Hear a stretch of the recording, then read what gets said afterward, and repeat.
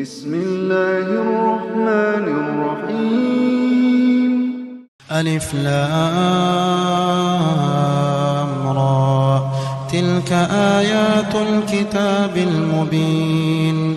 إنا أنزلناه قرآنا عربيا لعلكم تعقلون. نحن نقص عليك أحسن القصص بما أوحينا إليك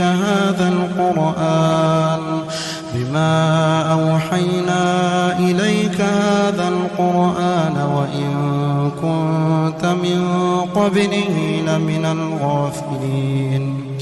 إذ قال يوسف لأبيه يا أبت إني رأيت 11 كوكبا والشمس والقمر رأيتهم لي ساجدين. قال يا بني لا تقصص رؤياك على إخوتك فيكيدوا لك كيدا، إن الشيطان للإنسان عدو مبين. وكذلك يجتبيك ربك ويعلمك من تأويل الأحاديث ويتم نعمته عليك وعلى آل يعقوب كما أتمها على أبويك من قبل إبراهيم وإسحاق إن ربك عليم حكيم. لقد كان في يوسف وإخوته آيات للسائلين، إذ قالوا ليوسف وأخوه أحب إلى أبينا منا ونحن عصبة إن أبانا لفي ضلال مبين. اقتلوا يوسف أو اطرحوه أرضا يخل لكم وجه أبيكم وتكونوا من بعده قوما صالحين. قال قائل منهم لا تقتلوا يوسف وألقوه في غيابة الجب يلتقطوا بعض السيارة إن كنتم فاعلين. قالوا يا أبانا ما لك لا تأمنا على يوسف وإنا له لناصحون. أرسله معنا غدا يرتع ويلعب وإنا له لحافظون. قال إني ليحزنني أن تذهبوا به وأخاف أن يأكله الذئب وأنتم عنه غافلون. قالوا لئن أكله الذئب ونحن عصبة إنا إذا لخاسرون. فلما ذهبوا به وأجمعوا أن يجعلوه في غيابة الجب وأوحينا إليه لتنبئنهم بأمرهم هذا وهم لا يشعرون. وجاءوا أباهم عشاء يبكون. قالوا يا أبانا إنا ذهبنا نستبق وتركنا يوسف عند متاعنا فأكله الذئب وما أنت بمؤمن لنا ولو كنا صادقين. وجاءوا على قميصه بدم كذب قال بل سولت لكم أنفسكم أمرا صبر جميل والله المستعان على ما تصفون. وجاءت سيارة فأرسلوا واردهم فأدلى دلوه قال يا بشرى هذا غلام وأسروه بضاعة والله عليم بما يعملون. وشروا بثمن بخس دراهم معدودة وكانوا فيه من الزاهدين. وقال الذي اشتراه من مصر لامرأته أكرمي مثواه عسى أن ينفعنا أو نتخذه ولدا. وكذلك مكنا ليوسف في الأرض ولنعلمه من تأويل الأحاديث والله غالب على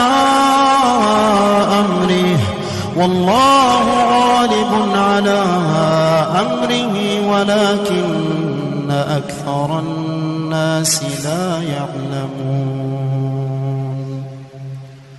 ولما بلغ أشده آتيناه حكما وعلما وكذلك نجزي المحسنين.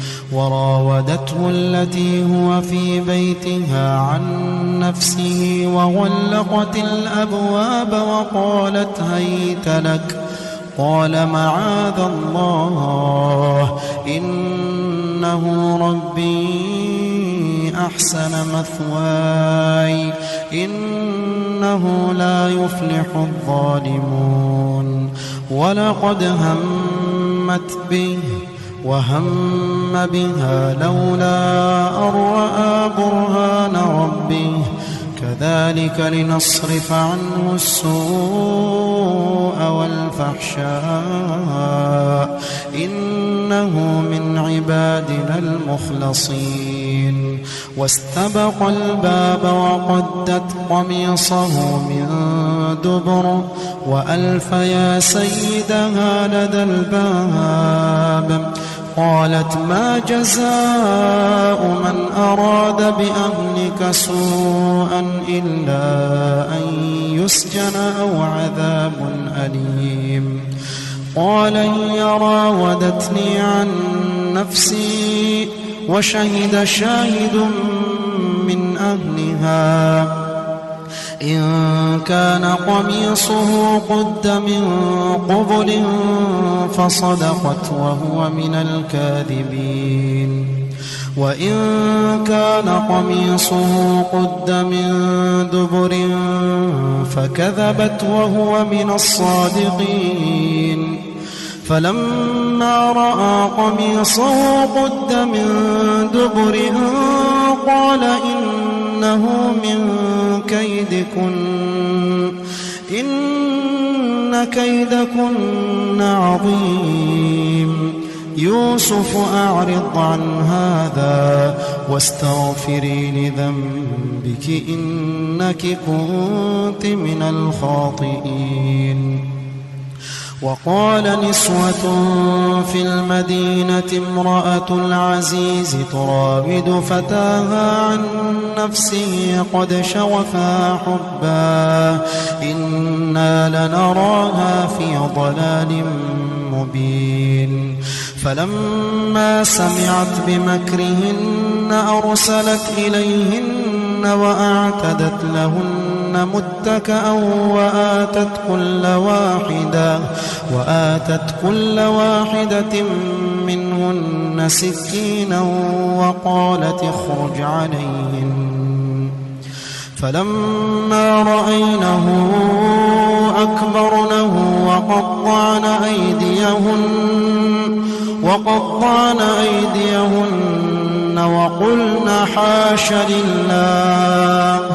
وقلن حاش لله ما هذا بشرا إن هذا إلا ملك كريم.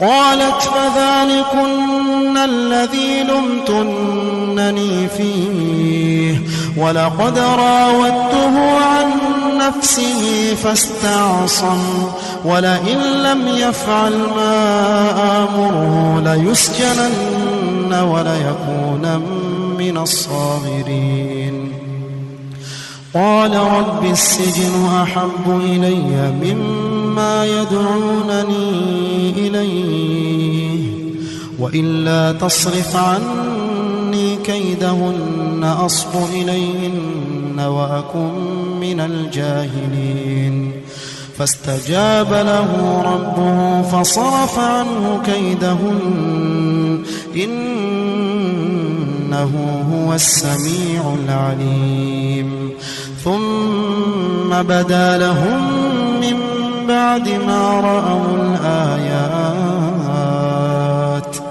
ليسجننه حتى حين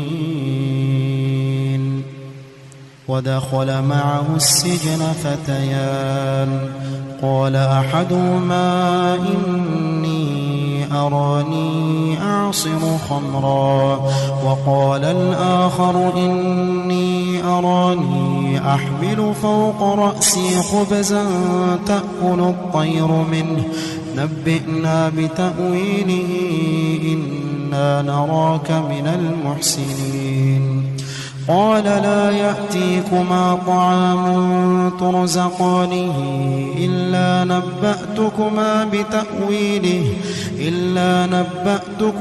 بتأويله قبل أن يأتيكما ذلكما مما علمني ربي إني تركت ملة قوم لا يؤمنون بالله وهم بالآخرة هم كافرون واتبعت ملة آبائي إبراهيم وإسحاق ويعقوب ما كان لنا أن نشرك بالله من شيء ذلك من فضل الله علينا وعلى الناس ولكن أكثر الناس لا يشكرون يا صاحبي السجن أأرباب متفرقون خير أم الله الواحد القهار ما تعبدون من دونه إلا أسماء سميتموها أنتم وآباؤكم ما أنزل الله بها من سلطان إن الحكم إلا لله أمر ألا تعبدوا إلا إياه ذلك الدين القيم ولكن أكثر الناس لا يعلمون يا صاحبي السجن أما أحدكما فيسقي ربه خمرا وأما الآخر فيصلب فتأكل الطير من رأسه قضي الأمر الذي فيه تستفتيان وقال للذي ظن أنه ناج منهما اذكرني عند ربك فأنساه الشيطان ذكر ربه فلبث في السجن بضع سنين وقال الملك إني أرى 7 بقرات سمان يأكلهن 7 عجاف و7 سنبلات خضر وأخر يابسات يا أيها الملأ أفتوني في رؤياي إن كنتم للرؤيا تعبرون قالوا أضغاث أحلام وما نحن بتأويل الأحلام بعالمين وقال الذي نجا منهما وادكر بعد أمة أنا أنبئكم بتأويله فأرسلون يوسف أيها الصديق أفتنا في 7 بقرات سمان يأكلون 7 عجاف و7 سنبلات خضر وأخر يابسات لعلي أرجع إلى الناس لعلهم يعلمون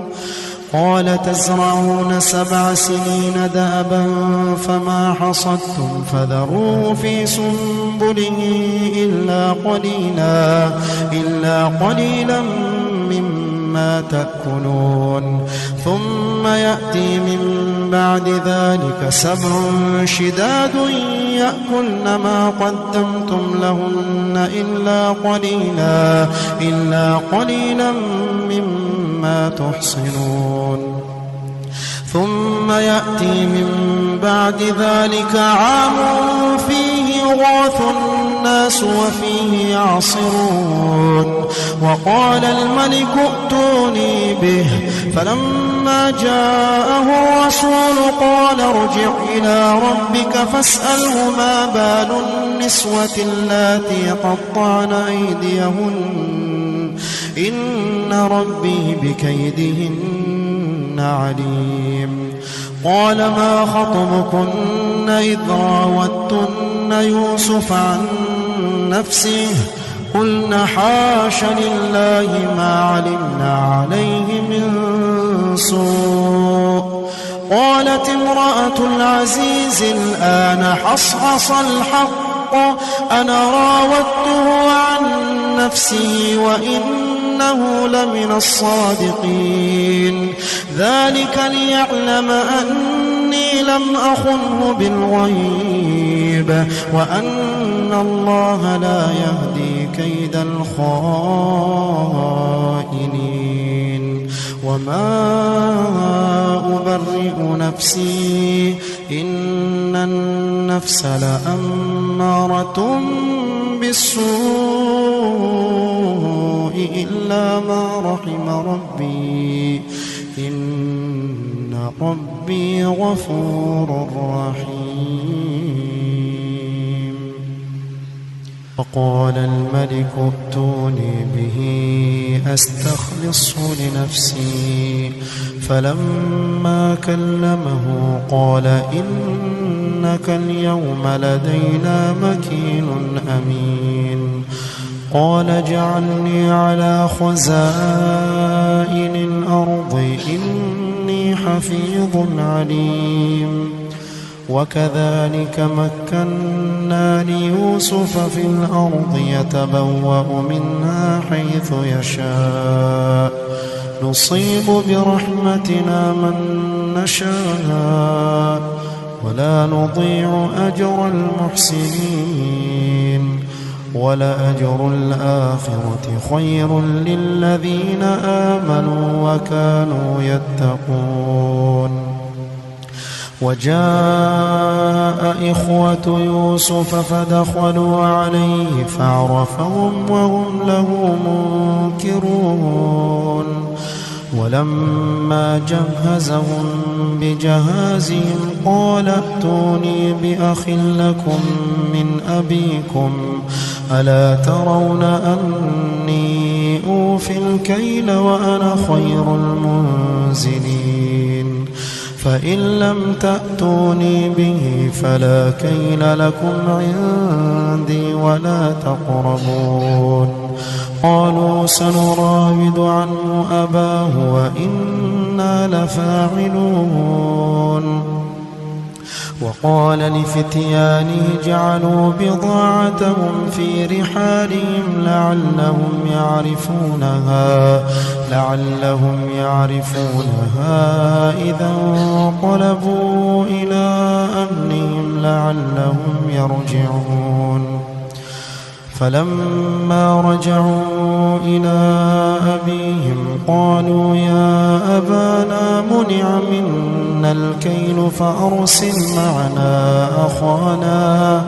فأرسل معنا أخانا نكتل وإنا له لحافظون قال هل آمنكم عليه إلا كما أمنتكم على أخيه من قبل فالله خير حافظا وهو أرحم الراحمين ولما فتحوا متاعهم وجدوا بضاعتهم ردت إليهم قالوا يا أبانا ما نبغي هذه بضاعتنا ردت إلينا ونمير أهلنا ونحفظ أخانا ونزداد كيل بعير ذلك كيل يسير قال لن أرسله معكم حتى تؤتون موثقا من الله لتأتونني به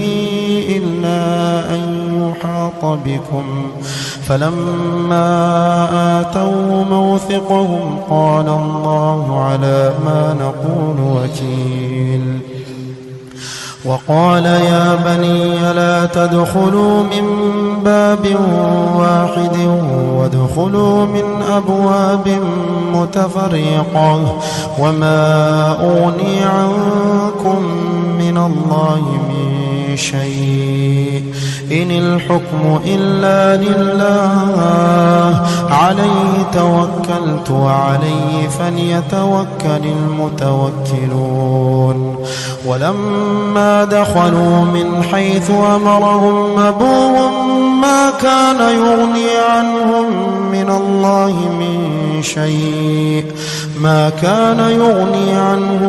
من الله من شيء إلا حاجة في نفس يعقوب قضاها وإنه لذو علم لما علمناه ولكن أكثر الناس لا يعلمون ولما دخلوا على يوسف آوى إليه أخاه قال إني أنا أخوك فلا تبتئس بما كانوا يعملون فلما جهزهم بجهازهم جعل السقاية في رحل أخيه ثم أذن مؤذن أيتها العير إنكم لسارقون قالوا وأقبلوا عليهم ماذا تفقدون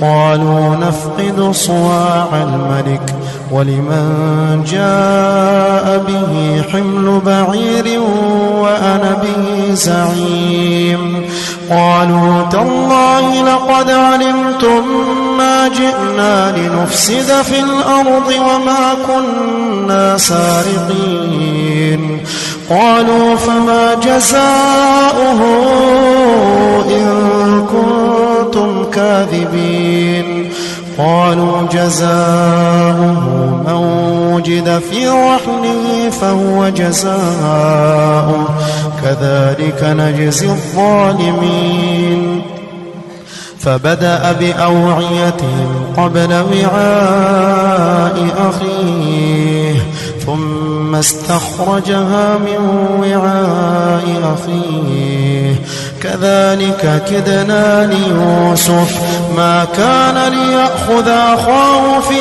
دين الملك إلا أن يشاء الله نرفع درجات من نشاء وفوق كل ذي علم عليم قالوا إن يسرق فقد سرق أخ له من قبل فأسرها يوسف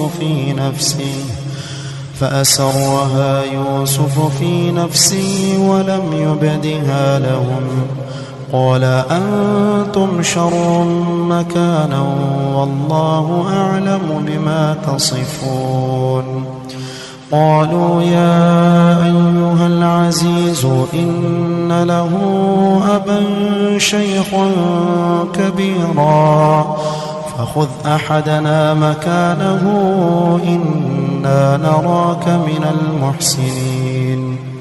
قال معاذ الله أن نأخذ إلا من وجدنا متاعنا عنده إنا إذا لظالمون.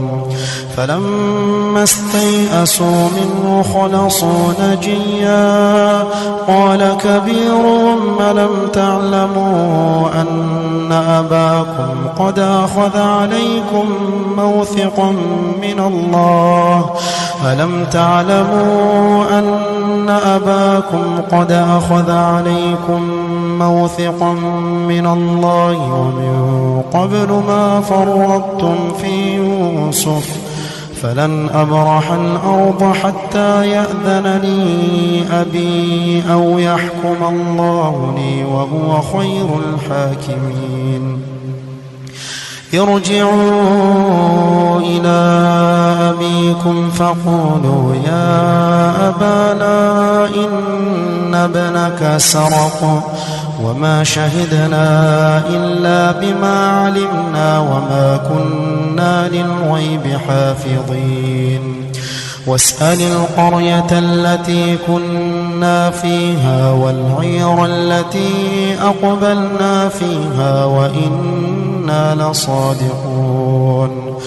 قال بل سولت لكم أنفسكم أمرا فصبر جميل عسى الله أن يأتيني بهم جميعا إنه هو العليم الحكيم. وتولى عنهم وقال يا أسفا على يوسف وتولى عنهم وقال يا أسفا على يوسف وابيضت عيناه من الحزن فهو كظيم. قالوا تالله تفتأ تذكر يوسف حتى تكون حرضا أو تكون من الهالكين. قال إنما أشكو بثي وحزني إلى الله قال إنما أشكو بثي وحزني إلى الله وأعلم من الله ما لا تعلمون. يا بني اذهبوا فتحسسوا من يوسف وأخيه ولا تيأسوا من روح الله إنه لا ييأس من روح الله إلا القوم الكافرون. فلما دخلوا عليه قالوا يا أيها العزيز مسنا وأهلنا الضر وجئنا ببضاعة مزجاة فأوف لنا الكيل وتصدق علينا إن الله يجزي المتصدقين. قال هل علمتم ما فعلتم بيوسف وأخيه إذ أنتم جاهلون. قالوا أئنك لأنت يوسف قال أنا يوسف وهذا أخي قد من الله علينا إنه من يتق ويصبر فإن الله لا يضيع أجر المحسنين. قالوا تالله لقد آثرك الله علينا وإن كنا لخاطئين. قال لا تثريب عليكم اليوم يغفر الله لكم وهو أرحم الراحمين.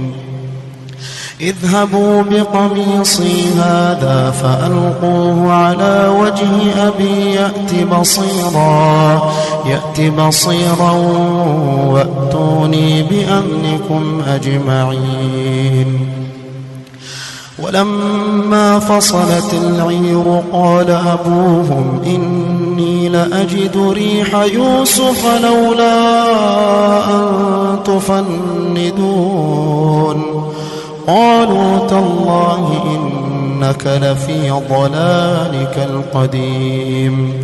فلما أن جاء البشير ألقاه على وجهه فارتد بصيرا قال ألم أقل لكم إني أعلم من الله ما لا تعلمون. قالوا يا أبانا استغفر لنا ذنوبنا إنا كنا خاطئين.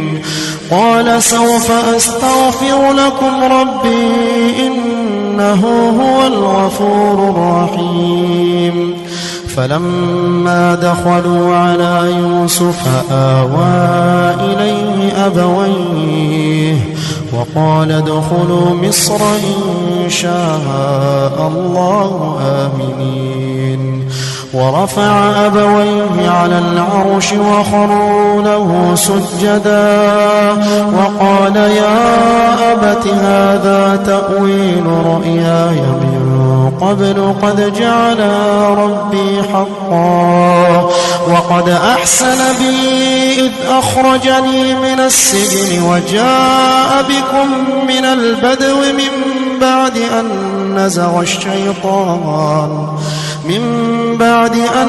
نزغ الشيطان بيني وبين إخوتي إن ربي لطيف لما يشاء إنه هو العليم الحكيم. رب قد آتيتني من الملك وعلمتني من تأويل الأحاديث فاطر السماوات والأرض أنت ولي في الدنيا والآخرة توفني مسلما وألحقني بالصالحين.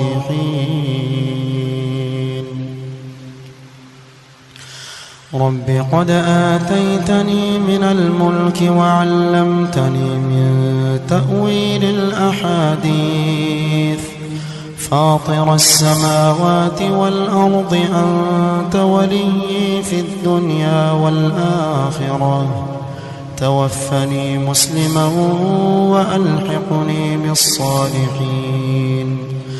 ذلك من أنباء الغيب نوحيه إليك وما كنت لديهم إذ أجمعوا أمرهم وهم يمكرون. وما أكثر الناس ولو حرصت بمؤمنين وما تسألهم عليه من أجر إن هو إلا ذكر للعالمين. وكأي من آية في السماوات والأرض يمرون عليها وهم عنها معرضون وما يؤمن أكثرهم بالله إلا وهم مشركون. أفأمنوا أن تأتيهم غاشية من عذاب الله أو تأتيهم الساعة بغتة وهم لا يشعرون. قل هذه سبيلي أدعو إلى الله على بصيرة أنا ومن اتبعني وسبحان الله وما أنا من المشركين. وما أرسلنا من قبلك إلا رجالا نوحي إليهم من أهل القرى أفلم يسيروا في الأرض فينظروا كيف كان عاقبة الذين من قبلهم ولدار الآخرة خير للذين اتقوا أفلا تعقلون حتى إذا استيأس الرسل وظنوا أنهم قد كذبوا جاءهم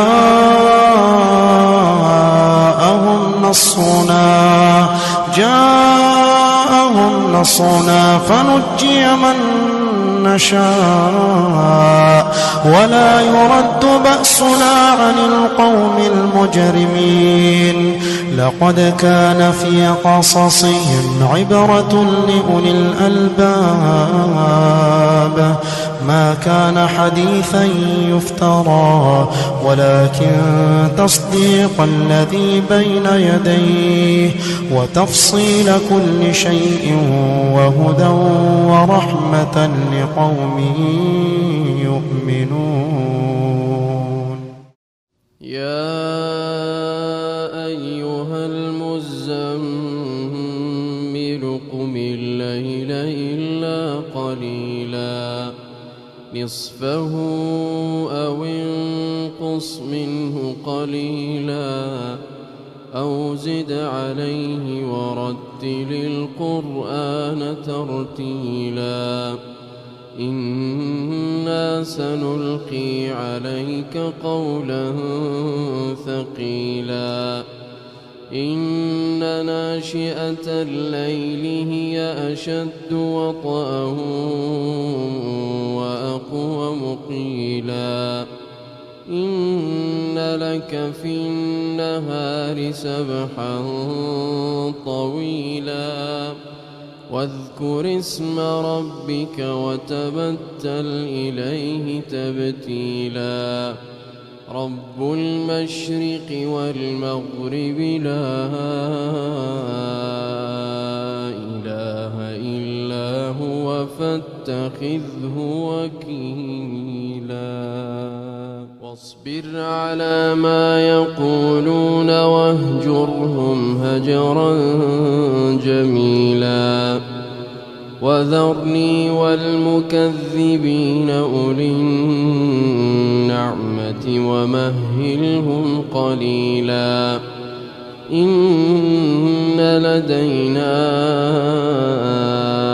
أنكالا وجحيما وطعاما ذا غصة وعذابا أليما يوم ترجف الأرض والجبال وكانت الجبال كثيبا مهيلا إنا أرسلنا إليكم رسولا شاهدا عليكم كما